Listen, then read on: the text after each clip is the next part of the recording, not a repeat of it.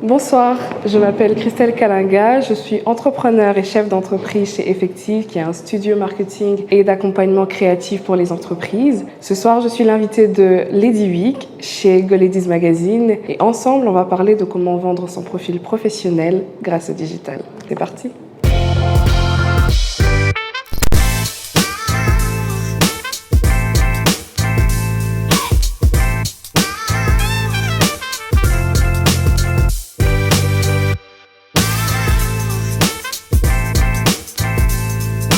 Alors la place que le digital occupe de manière générale lorsqu'on est dans le processus de vendre son profil professionnel, il intervient dans le sens que toutes les actions que vous posez sur le digital laissent une trace en fait. Et de manière générale, lorsque par exemple aujourd'hui, si quelqu'un a envie de savoir qui je suis, il suffit de taper mon nom sur Google et on va retrouver en fait des informations qui me concernent. Donc de manière générale, il faut être très prudent sur ce qu'on appelle votre e-réputation, qui est en fait votre réputation en ligne. Le petit tweet que vous avez mis il y a je sais pas, en 2015, en rigolant avec votre ami sur une blague peut-être peu courtoise ou pas du tout féministe ou très raciste, je dis n'importe quoi, est très importante parce que si elle a eu de l'engagement, elle va laisser une trace sur le digital. Donc le plus important, c'est vraiment faire attention à sa réputation sur le digital comme on fait attention à sa réputation dans la société.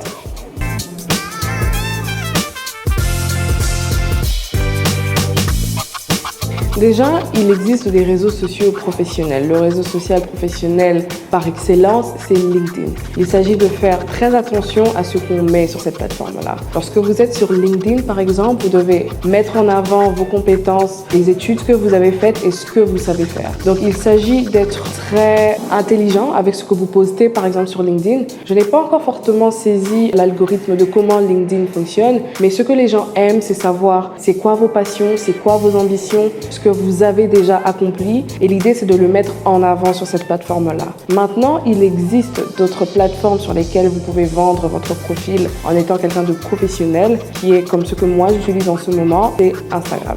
Sur Instagram, vous pouvez mettre en avant qui vous êtes, vos passions, vos hobbies. Vous pouvez toujours avoir une stratégie en créant deux comptes, un compte privé et un compte que les gens vont suivre pour essayer de comprendre qui vous êtes et si vous êtes quelqu'un sur qui on peut avoir confiance professionnellement. Donc il s'agit encore une fois de mettre en avant vos compétences, vos réalisations, ce que vous aimez et quelles sont vos ambitions sur le court, long et moyen terme.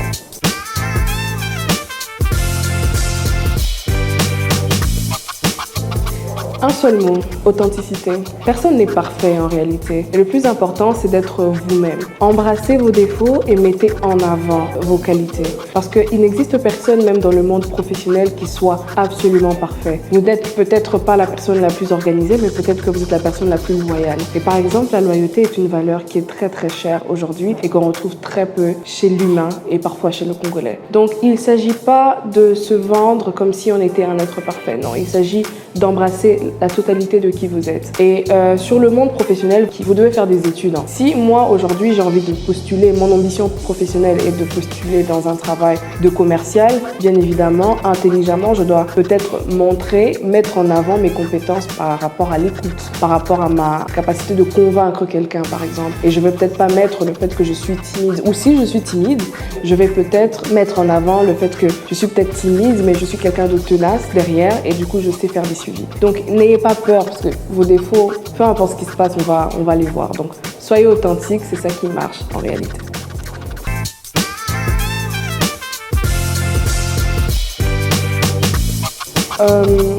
Sur quoi se baser lorsqu'il faut choisir la meilleure plateforme pour vendre son profil? C'est d'abord, il faut connaître sa cible en fait. Quel est le secteur d'activité dans lequel vous avez envie de postuler et comment est-ce que ça se passe là-bas. Si vous avez par exemple envie d'être dans la com, vous pouvez être présent sur LinkedIn, mais peut-être que vous devez être plus présent sur Instagram ou sur Twitter par exemple. Twitter, j'en suis pas forcément sûre, mais vous devez peut-être être plus présent sur Instagram. Maintenant, comme Youssoufa l'a dit, la vraie vie, c'est pas le net.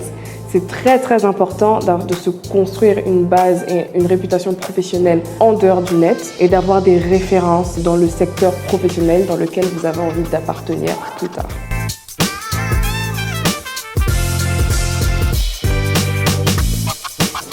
Le conseil que je peux donner à toutes les personnes qui me suivent en ce moment, c'est un peu comme ce que Go Ladies essaye de faire. Go Ladies essaye de vous pousser à croire en vos rêves et c'est exactement la même chose. Vous avez des rêves depuis que vous êtes petite, vous savez que vous avez envie de vendre des produits par exemple, ou vous avez envie d'aider les gens à se développer, etc. Vous devez croire en vous et croire en vos rêves. Et ensuite, apprenez toujours à vous documenter sur ce qui se passe sur le marché dans lequel vous avez envie d'appartenir professionnellement. Trouvez-vous des mentors, n'hésitez pas à demander conseil. Moi, personnellement, je suis très disponible sur ma plateforme à discuter de ça. Je suis également mentor pour les entrepreneurs, donc c'est quelque chose que je fais de manière très ouverte et à cœur joie. Donc vraiment, ce que je pourrais dire, c'est vraiment croyez en vos rêves, croyez en vous, n'ayez pas peur de vos défauts et embrassez votre authenticité. Et encore une fois, n'oubliez pas de vous abonner sur les pages de Go Ladies Magazine.